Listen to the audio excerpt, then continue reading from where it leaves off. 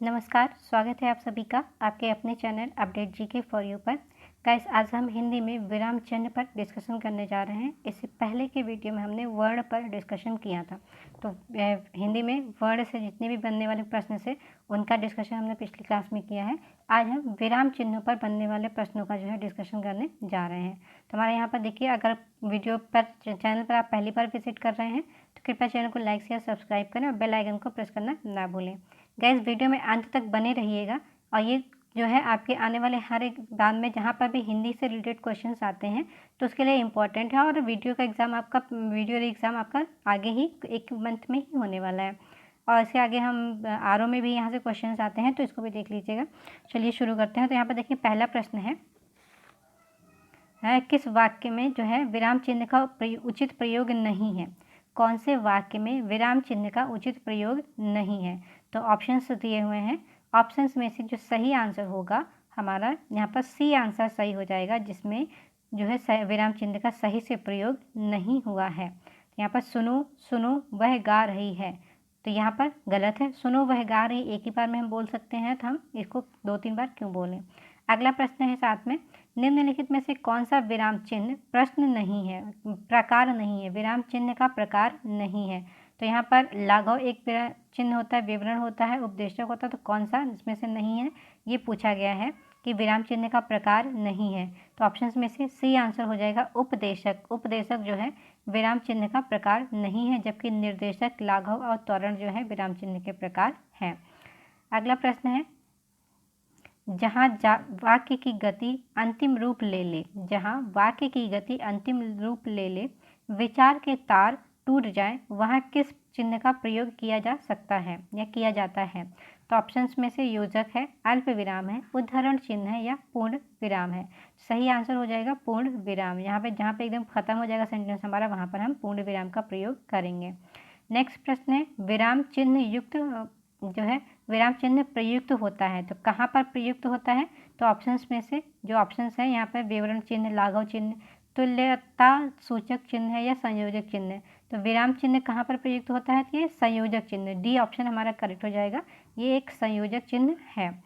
विराम का अर्थ क्या है, यहाँ पर ऑप्शन है विराम का अर्थ। ऑप्शन है चलना, बिछड़ना, ठहरना या रुकना या स्वर। तो सही आंसर यहाँ पर बी हो जाएगा, ठहरना या रुकना विराम का अर्थ है। नेक्स्ट प्रश्न है, श्री कामता प्रसाद गुरु जी के अनुसार विराम चिन्हों को किस भाषा से लिया हुआ या माना जाता है। ऑप्शंस हैं अरबी, फ्रेंच, चीनी और अंग्रेजी। तो यहाँ पर सही आंसर बी अंग्रेजी होगा। यहाँ से हमें विराम चिन्ह से लिया हुआ माना जाता है। नेक्स्ट प्रश्न है, श्री कामता प्रसाद जी के अनुसार विराम चिन्हों की संख्या कितनी है। जो कामता प्रसाद जी ने जो विराम चिन्हों की संख्या बताई है, उनके अनुसार ऑप्शंस में से ए आंसर सही हो जाएगा। टोटल 20 विराम चिन्ह बताए गए हैं श्री कामता प्रसाद जी के अनुसार। अल्प विराम को पहचानिए। अब यहाँ पर अल्प विराम हमारा कौन सा होगा, ये पूछा गया है। ऑप्शंस हैं जो है, ऑप्शंस में से हमारा जो अल्प विराम होगा ए वाला सही हो जाएगा। तो अल्प विराम में सिर्फ एक कॉमा का प्रयोग किया जाता है और जो है ए आंसर हमारा करेक्ट हो जाएगा। नेक्स्ट प्रश्न है, आशीष, राहुल, राजा, शुक्ल और वैभव अपने कार्य में संलग्न हैं। इस वाक्य में उचित विराम चिन्ह का प्रयोग होगा। तो ऑप्शंस ए हमारा सही हो जाएगा कि आशीष राहुल राजा या शुक्ला, इस तरह से हम कर सकते हैं। तो ए वाला ऑप्शन हमारा करेक्ट होगा, जिसे हम कॉमा के नाम से भी डिनोट करते हैं। यहाँ एक ही व्याकरणिक कोटि के कई शब्द आए और उनके बीच में योजक अथवा और व इत्यादि ना हो तो अल्प विराम का प्रयोग किया होता है। नेक्स्ट प्रश्न है, आनंद घर आया, थोड़ी देर रुका और चला गया। इस वाक्य में उचित विराम चिन्ह कौन सा होगा। आनंद घर आया, थोड़ी देर रुका और चला गया। तो ऑप्शन ए में से इसमें से ऑप्शन ए हमारा सही हो जाएगा कि कॉमा विराम चिन्ह जो है इसका प्रयोग किया जाएगा। इसकी व्याख्या देखिए, जहाँ 2 से अधिक वाक्यांश आए पर उनके बीच योजक ना हो तो अल्प विराम चिन्ह का प्रयोग किया जाता है। जैसे आनंद घर आया, अल्प विराम का चिन्ह यूज हुआ, थोड़ी देर रुका और चला गया। अगला प्रश्न है, मैं कृष्ण के घर पहुंचा परंतु वह नहीं मिला। इस वाक्य में कौन सा विराम चिन्ह लगेगा? तो ऑप्शन सी हमारा सही हो जाएगा। इस वाक्य में जो है सी वाला विराम चिन्ह लगेगा। वाक्य में प्रयुक्त होने वाले अव्ययों किंतु, परंतु, पर, लेकिन, भी आदि के पहले अल्प विराम लगता है। जैसे मैं कृष्ण के घर पहुंचा, अल्प विराम चिन्ह, परंतु वह नहीं मिला। इस तरह से हम बना सकते हैं। नेक्स्ट प्रश्न है, समानाधिकरण शब्दों के मध्य में किस विराम चिन्ह का प्रयोग किया जाता है? समानाधिकरण शब्दों के मध्य में किस विराम चिन्ह का प्रयोग किया जाता है? तो ऑप्शंस में से हमारा बी आंसर करेक्ट हो जाएगा। अल्प विराम चिन्ह का प्रयोग किया जाता है। अब यहाँ पर व्याख्या है, जैसे देश के प्रधानमंत्री अल्प विराम चिन्ह श्री नरेंद्र मोदी गणतंत्र दिवस के अवसर पर देश को बधाई दी। अगला है, वाक्य में जब एक ही प्रकार की कई संज्ञाएं आए तो उनके बीच किस प्रकार का विराम चिन्ह लगता है? ऑप्शन बी करेक्ट हो जाएगा, जो है अल्प विराम चिन्ह लगता है। अगला प्रश्न है, छंदों में एक चरण की समाप्ति पर किस विराम चिन्ह का प्रयोग किया जाता है? छंद जो होते हैं, अगर एक चरण हमारा समाप्त हुआ तो वहाँ पर अल्प विराम चिन्ह का प्रयोग किया जाता है। तो ए आंसर करेक्ट होगा। राजू जो बड़ा अच्छा खिलाड़ी है, कल उसकी टांग टूट गई।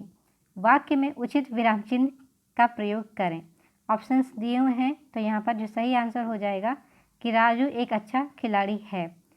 विराम चिन्ह यहाँ पर यूज़ हो जाएगा अल्प विराम चिन्ह, ए वाला सही हो जाएगा।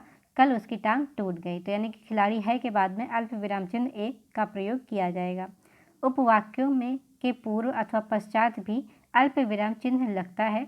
रामू जो बड़ा अच्छा खिलाड़ी है, अल्प विराम चिन्ह का प्रयोग हुआ है यहाँ पर, और कल उसकी टांग टूट गई।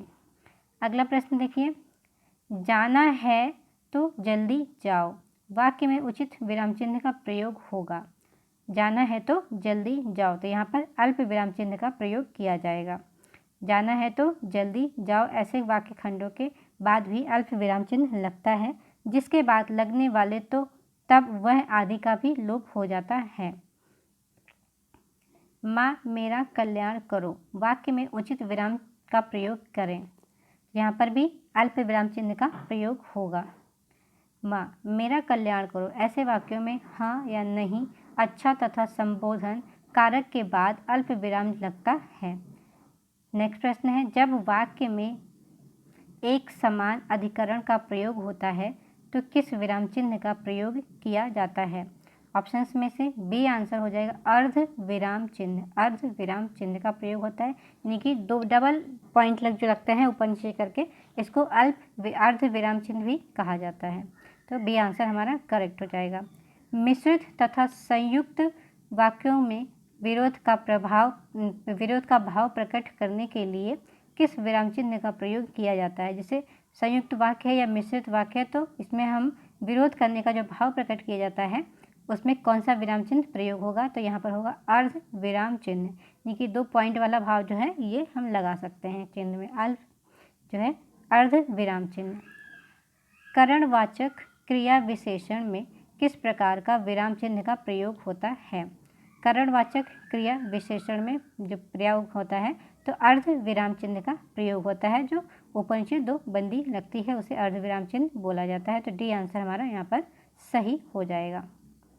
नेक्स्ट प्रश्न देखिए गाइस, पूर्ण विराम यानी कि जो ऊपर हमारा एक सेंटेंस खत्म होता है हम एक डंडी खींच देते हैं, इसे पूर्ण विराम चिन्ह का माना जाता है हिंदी में। और पूर्ण विराम चिन्ह का प्रयोग कहाँ पे किया जाता है? तो ऑप्शंस दिए हुए हैं, तो ऑप्शन बी हमारा सही हो जाएगा। वाक्य के अंत में जो है पूर्ण विराम चिन्ह का प्रयोग जो है किया जाता है। नेक्स्ट प्रश्न है, किस वाक्य में पूर्ण विराम चिन्ह का प्रयोग नहीं किया गया है? तो वाक्य के अंत में कहानी उपन्यास लिखने में छंद के चरणों और समाप्ति पर, छंदों के एक चरण की समाप्ति पर। तो ऑप्शन हमारा डी सही हो जाएगा। छंदों के एक चरणों की समाप्ति पर जो है पूर्ण विराम चिन्ह लगता है। नेक्स्ट है, तुम कब आओगे। इस वाक्य में उचित विराम चिन्ह का प्रयोग करें। तो सही आंसर यहाँ पर तुम कब आओगे, तो यहाँ पे प्रश्नवाचक चिन्ह का प्रयोग हो जाएगा। अगला प्रश्न है, आहा तुम्हें पाकर कितना आनंद आ रहा है, वाक्य में उचित विराम चिन्ह का प्रयोग करें। तो आहा तुम्हें पाकर कितना आनंद आ रहा है, तो आहा जो होता है एक तरह से ये विस्मयादि बोधक है, तो यहाँ पर विस्मयादि बोधक चिन्ह का प्रयोग होगा, तो जिसके हिसाब से हमारा बी आंसर जो है हमारा करेक्ट हो जाएगा। विस्मयादि बोधक चिन्ह का प्रयोग किया जाएगा। जो एक डंडी खींच कर के नीचे एक बिंदी लगाई जाती है उसे विस्मयादि बोधक चिन्ह कहा जाता है। नेक्स्ट प्रश्न है, कबीर वाणी के डिटेक्टर थे, इस वाक्य में किस विराम चिन्ह का प्रयोग हुआ है। तो कबीर जो है वाणी के थे, जिसमें जो है उद्धरण चिन्ह का प्रयोग हुआ है, उद्धरण चिन्ह का प्रयोग हुआ है, ये आंसर हमारा सही हो जाएगा। नेक्स्ट प्रश्न है, योजक चिन्ह, योजक चिन्ह जैसे दो शब्द लिखे जाते हैं उनके बीच में योजक एक चिन्ह लगा दिया जाता है, डैश का सिंबल जिसको बोलते हैं, इसका अन्य नाम से जानते हैं। तो योजक चिन्ह को किस और नाम से जानते हैं, तो ऑप्शंस में से जो सही आंसर हो जाएगा ऑप्शन ए हो जाएगा, समासिक चिन्ह के नाम से भी इसको जाना जाता है। योजक संयोजक चिन्ह को जो है समासिक चिन्ह के नाम से इनको जाना जाता है। अगला प्रश्न है, भूल सुधारने अथवा शब्द में त्रुटि, किसी त्रुटि को सही दिखाने के लिए किस कोष्ठक का प्रयोग करते हैं। तो यहाँ पर सही आंसर हो जाएगा ऑप्शन बी, यानी कि ब्रैकेट वाले कोष्ठक जो वर्गाकार कोष्ठक होता है इसका प्रयोग किया जाता है। नेक्स्ट प्रश्न है, विवरण, विवरण चिन्ह को पहचानिए। ऑप्शंस दिए हुए हैं, तो इसमें से विवरण चिन्ह कौन सा होता है, तो बी आंसर करेक्ट हो जाएगा। जो हम चुंगी का सिंबल लगाते हैं, जस्ट उसका हमने व्याख्या लिखी, उसके साथ में एक ऑप चिन्ह लगा, विषय लिखा, और विषय के आगे जो भी सब्जेक्ट में लिखना है वो लिखेंगे, लेकिन उससे पहले एक चिन्ह लगता है। तो ये बी वाला जो चिन्ह दिख रहा है आपको गाइस, यही वाला चिन्ह हम वहाँ पर प्रयोग करते हैं, इसे विवरण चिन्ह कहते हैं। नेक्स्ट है, पुनरुक्ति व लाघव चिन्ह को पहचानिए। पुनरुक्ति व लाघव चिन्ह को पहचाने, तो यहाँ पर ऑप्शंस में से जो हमारा ए आंसर है, ऊपर डबल कॉमा लग जाता है या जीरो का ऑप्शन दिखा दे रहा है यहाँ पर, वह इसका यूज़ करते हैं। तो दोनों में से दोनों ही यूज़ किया जाता है, या तो डबल कॉमा या दो ब्रैकेट के बीच में हम लिखते हैं, पुनरुक्ति या लाघव चिन्ह होता है। तो ए आंसर हमारा गाइस यहाँ पर करेक्ट हो जाएगा। नेक्स्ट प्रश्न है, पाद चिन्ह श्री कामता प्रसाद गुरु जी ने किस नाम से अभिविहित किया है। तो ऑप्शंस में से ए आंसर करेक्ट हो जाएगा, रेखा। इस चिन्ह को रेखा के नाम से अभिव्यक्त किया है। इसे पाद चिन्ह या रेखा कहते हैं। इस चिन्ह के द्वारा महत्वपूर्ण पंक्तियों को रेखांकित किया जाता है। नेक्स्ट है, हंस पद किस विराम का एक और नाम है। हंस पद जो है किस विराम का एक और नाम है। तो यहाँ पर ऑप्शंस में से जो सही आंसर होगा सी होगा, पूर्ण विराम। तो पूर्ण विराम हमारा करेक्ट आंसर हो जाएगा। पूर्ण विराम का चिन्ह हम यहाँ पर प्रयोग करेंगे। तुल्यता सूचक चिन्ह को पहचानिए। तुल्यता सूचक चिन्ह को पहचानिए, तो यहाँ पर जो सही आंसर ऑप्शन डी होगा, इक्वल टू।